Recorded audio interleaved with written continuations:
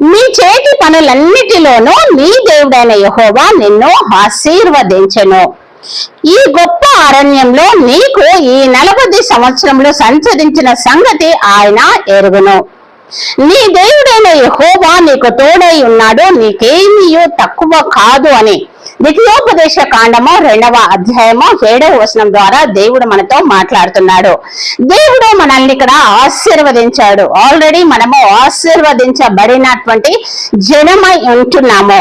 అదే విధంగా మనల్ని దేవుడు జ్ఞాపకము చేసుకొంచున్నాను అని ఇక్కడ సెలవిస్తున్నాడు. అదే విధంగా నేను మీకు తోడై ఉంటాను అని వాగ్దానము చేస్తున్నాడు. అంతేకాకుండా మీకేమీ కూడా తక్కువ కాదు అని వాగ్దానము చేస్తున్నాడు.